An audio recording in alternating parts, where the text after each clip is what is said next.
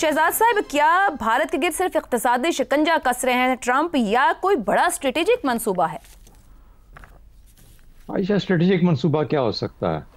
ये तो आज जितना भी मीडिया है अमेरिका का, ये भी सवाल पूछ रहा है जो कि ट्रंप के खिलाफ है। वो ट्रंप से पूछ रहा है कि हमने इतने साल लगाए, इतनी दहाइयां लगाई भारत को चीन के खिलाफ खड़ा करने के लिए, तो अब ये एकदम से इस किस्म का जो टैरिफ आपने लगा दिया, इससे क्या हमारे जो मकासद हैं उसमें उसको जक नहीं पहुंचेगी? तो ये सवाल पूछा जा रहा है। गो ट्रंप को कोई मजबूरी नहीं है कि इसका जवाब दे, और ना ही वो देगा।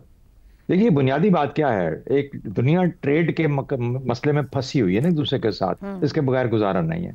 कम से कम 100 अरब की एक्सपोर्ट करता है भारत अमेरिका को, $100 अरब की। अच्छा, अब ये $100 अरब के अंदर अगर कमी आती है कहीं ना कहीं पे, तो तकलीफ तो थोड़ी सी होगी उनको, डेफिनेटली होगी।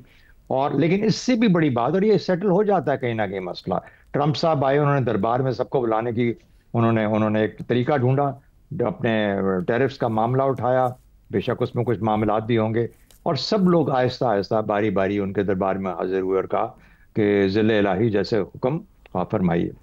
लेकिन उसके अंदर भी कोई इतनी बड़ी वो नहीं है, उसको भी पता है कि वो भी उलझा हुआ है इसी दुनिया के ट्रेड के निज़ाम में, अकेला वो भी जिंदा नहीं रह सकता। तो वो इस उम्मीद के साथ, जहां पर उसको लगे कि पुतिन उसकी बात नहीं सुनता, तो वो खुद अपने आप को हल्का कर लेता है, अपनी सोच को बदलता है, अपने तरीके को बदलता है, और किसी ना किसी तरीके से पुतिन को सामने बुला लेता है कि आओ मुझसे बात कर लो, क्योंकि मैं अभी यहीं पे फंस चुका हूं। कहने का मतलब है एक ऐसा ईगो मैनियक जो कि चाहता है कि लोग उसके दरबार में आके हाजिरी दें। एक तो ये बात हो।